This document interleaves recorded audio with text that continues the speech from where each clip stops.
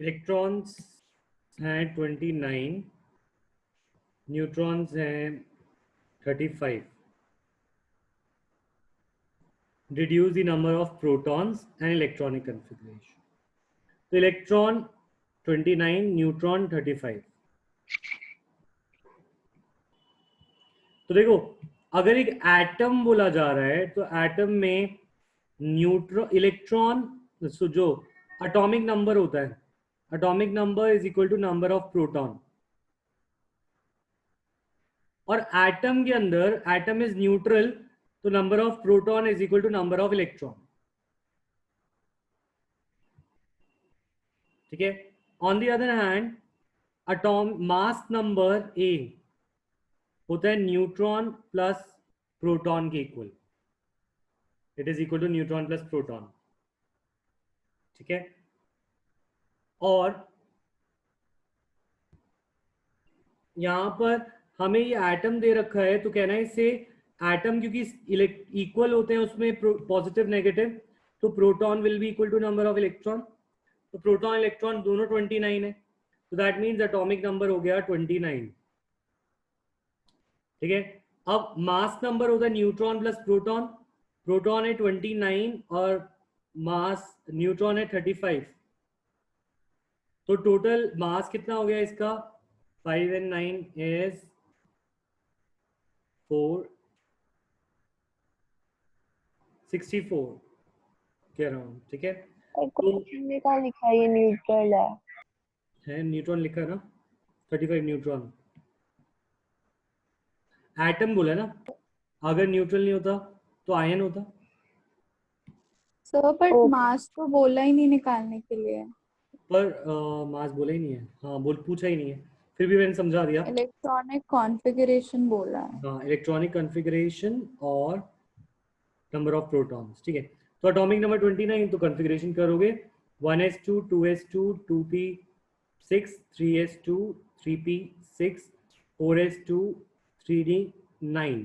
पर तुम देखो 3d9 और 4s2, दिस इज कॉपर 29, तो दैट मीन्स ये एक्सेप्शनल कॉन्फ़िगरेशन में है.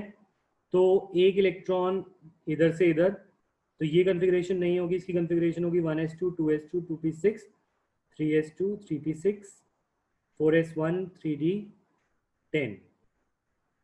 This is the configuration. समझ आ गया? सबको क्लियर है? नहीं सर, कॉन्फ़िगरेशन में ये क्या चेंज हुआ है? ये एक्सेप्शनल कॉन्फ़िगरेशन है क्रोमियम और कॉपर की. हमने बोला था हाफ फिल्ड और फुल फिल्ड स्टेबिलिटी. तो क्रोमियम और कॉपर में जैसे क्रोमियम में D4 होता है तो वो D5 हो जाता है, और कॉपर में D9 होता है तो वो D10 हो जाता है. एक इलेक्ट्रॉन यहाँ से यहाँ चला जाता है 4s2 से. इसकी लास्ट क्लास करी थी ना, स्ट्रक्चर ऑफ एटम की, स्टेबिलिटी ऑफ कॉन्फ़िगरेशन और एक्सेप्शनल कॉन्फ़िगरेशन. याद आया? नहीं आया? हाँ जी. ठीक है. अच्छा, क्वेश्चन 43 बोलो क्या कहते हो? Sir so number of electron कैसे करते हैं, वो तो कराएंगे. हाँ, वो 2.2 कह रहे हो ना, वो करा रहा हूँ. हाँ सिमरन, तुम क्या बोल रहे थे? क्वेश्चन 43 43.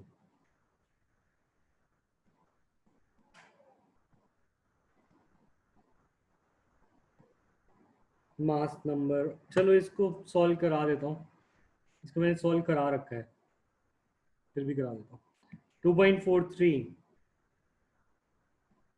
ठीक है. 2.43 कह रहे हैं an ion with mass number 37. Mass number 37 mass number, यानी neutron plus proton is equal to 37. ये फर्स्ट हिंट है. Possess 1 unit negative charge. Negative charge है तो इलेक्ट्रॉन प्रोटॉन से एक ज्यादा होंगे बिकॉज ऑफ 1 नेगेटिव चार्ज. ये 2 हिंट हमें पता चले, 2 इक्वेशंस बनी. नेक्स्ट इक्वेशन, नेक्स्ट पॉइंट कह रहा है if it contains 11.1% more neutron than electron. तो कह रहे third point that we are getting here, वो कह रहे न्यूट्रॉन्स 11.1% इलेक्ट्रॉन से ज्यादा है. तो 11.1% ऑफ इलेक्ट्रॉन वो इलेक्ट्रॉन से ही ज्यादा है. तो इसमें ये बन जाएगा 0.111 E प्लस E देखो 1.111 ई न्यूट्रॉन आ जाएंगे। ठीक है, न्यूट्रॉन को अब हमें निकालना है कि वो इलेक्ट्रॉन प्रोटॉन न्यूट्रॉन क्या है, तो हम बता पाएंगे कि वो एटम क्या है, क्योंकि अगर प्रोटॉन पता चल गया तो एटॉमिक नंबर पता चल जाएगा। तो न्यूट्रॉन 1.111 ई और प्रोटॉन न्यूट्रॉन हमें पता चल गए। अब तुम क्या कर सकते हो, what you can do here is तुम प्रोटॉन को भी इलेक्ट्रॉन की टर्म में निकाल लो। तो proton is equal two electron minus one, proton is equal two electron minus one. ठीक है, अब प्रोटॉन को इधर डाल दो और न्यूट्रॉन को इधर डाल दो इसी इक्वेशन में। तो इक्वेशन में बन जाएगा 1.111 e plus e minus one is equal to 37। तो दिस विल बी, अगर हम इसे खोलेंगे ये आ जाएगा 2.11 e is equal to minus one, वहाँ जाके 38 हो जाएगा। ठीक है, और फिर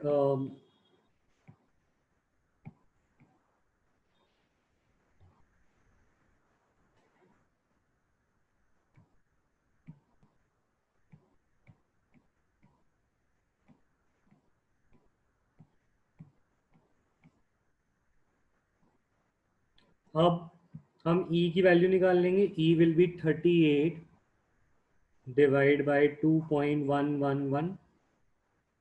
विजोद 1.111 E प्लस E यहाँ से भी आएगा तो 2.111 ही हो जाएगा।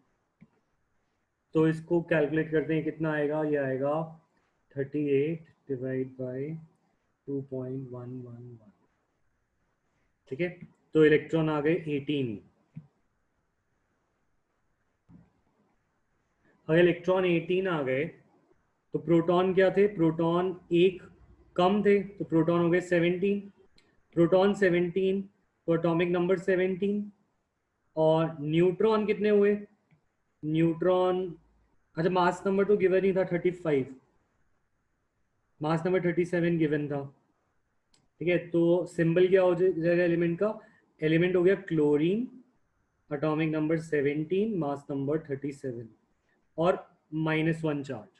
तो ये सिंबल हो गया उसका। ठीक है, बताओ इसमें कहाँ से डाउट है, कोई डाउट है या क्लियर? सर हाँ, क्लियर। क्वेश्चन 61 से 67 क्वांटम मॉडल है, वो कब कराओगे? क्वांटम मॉडल नेक्स्ट संडे को मैं क्वांटम मॉडल और हाइजेनबर्ग इन सब का टेस्ट ले लूंगा ना, तो उससे पहले डाउट क्लियर कर दूंगा। ओके ठीक है, अभी सारा अच्छे से बोर मॉडल कंप्लीट करके रखो। ठीक है, अब 2.22 बाय। कनिष्का तुम्हारा क्वेश्चन।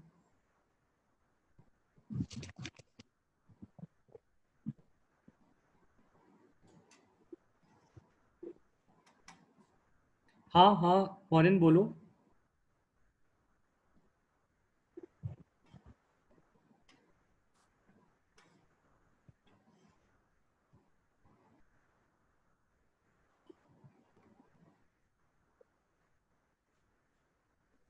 मॉर्निंग मुझे बोलो क्या बोलना चाह रहे हो। सर वो जो इनकी वैल्यू आई थी 1.111 ई, उसके बाद से रिपीट कर दो। अच्छा रुको,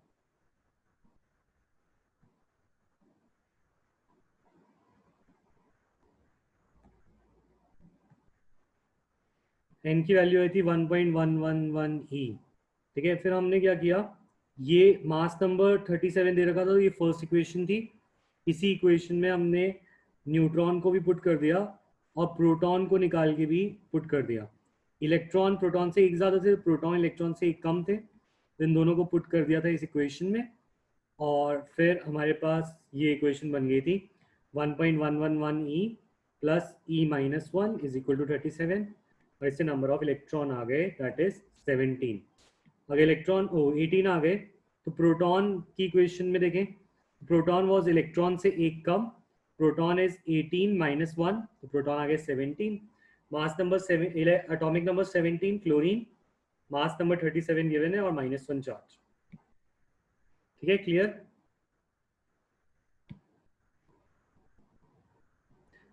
हाँ भविष्य भेज दूंगा, अभी बोर मॉडल करो, डी ब्रॉगली को अभी छोड़ो, वो बाद में देखेंगे।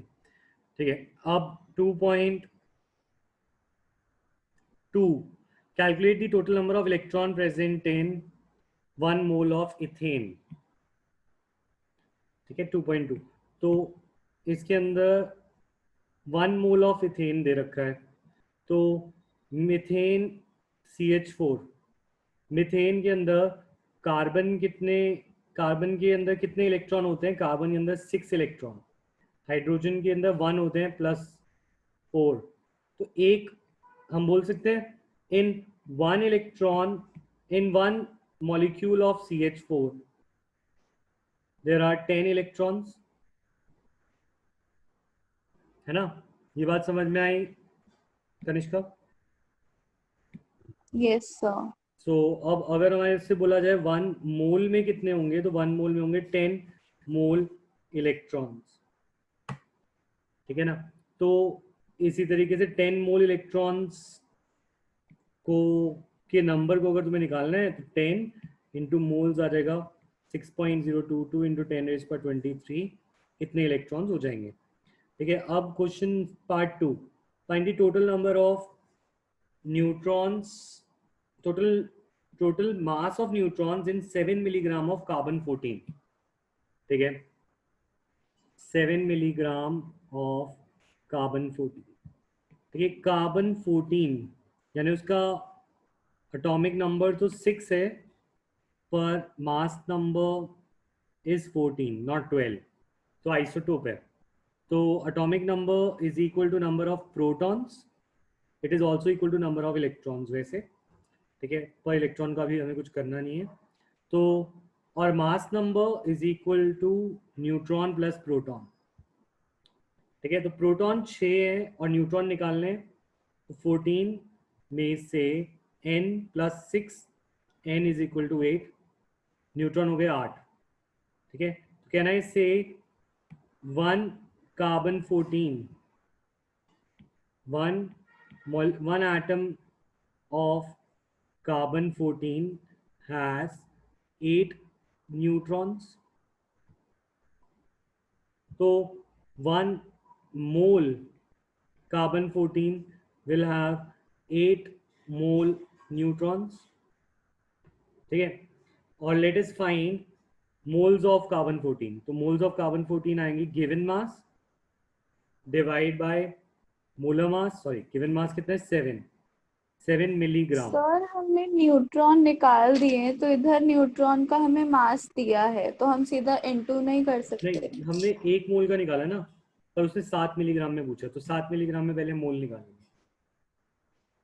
ओके, तो मोल्स आएंगे 7 मिलीग्राम, मिलीग्राम को ग्राम में कन्वर्ट करने के लिए 7 × 10⁻³ और इसका मोलर मास 14, तो 7 divide by 2 that will be 0.5 into 10⁻³ moles.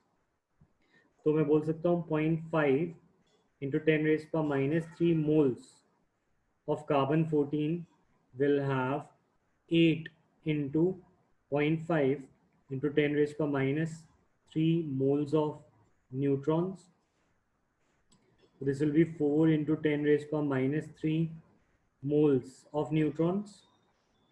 Moles को न्यूट्रॉन बनाने के लिए multiply by Avogadro number 6.022 into 10⁻23 neutrons.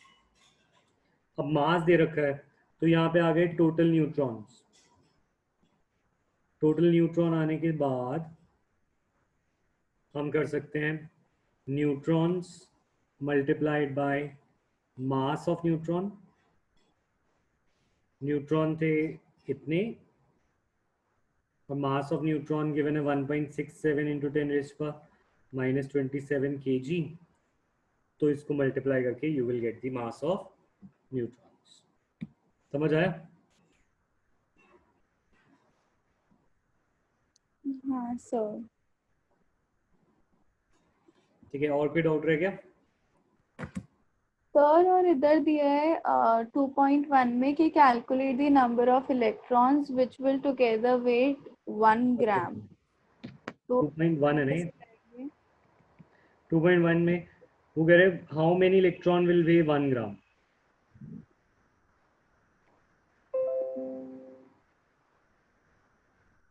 तो हम बोलेंगे मास ऑफ, या फिर हम बोलेंगे 9.1 into 10⁻⁻31 kg is equal to 1 electron. तो I can say 1 kg is equal to 1 by 9.1 into 10⁻⁻31 electrons. 1 kg is 1000 grams. 1000 gram will have this many electron. So 1 gram will have 1 by 9.1 into 10⁻⁻31 into 1000 electrons. Mass of electron को use करके हमने निकाल दिया unitary.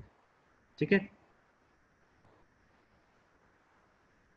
Okay sir. ठीक है। तो sir so basically हमें अभी कौन कौन से क्वेश्चंस प्रैक्टिस करने हैं? 56 तक के जो ग्रुप मैंने में टिक कर रखे हैं वो कर दो 56। सारे? हाँ सारे कर लो, क्योंकि पेपर में आने से बेटर है कि तुम्हें पहले यहाँ पे प्रैक्टिस हो जाए। ठीक है, पेपर कब है स्कूल में? सर कल से शुरू है, कल से कंटिन्यूसली, फिर 26 या 27 तो तक फिर आज ही चलेंगे। टाइम है, आज ही कंप्लीट करके ये कर लो। ओके, केमिस्ट्री का तो 24 को है, तो इसी वीक की तो है। That is Friday. हाँ तो इसी वीक की तो है, इसी वीक करना पड़ेगा तुम्हें। देखो क्वांटम मॉडल तो इजी है, बोर मॉडल कर लो अभी। क्वांटम तो समझ आ गया, ये उसके उससे पहले का ये सब बहुत कंफ्यूजिंग सा हो रहा है। बोर मॉडल ना, कोई और नहीं, ये डी ब्रॉगली जो भी है। आज वही प्रैक्टिस करो।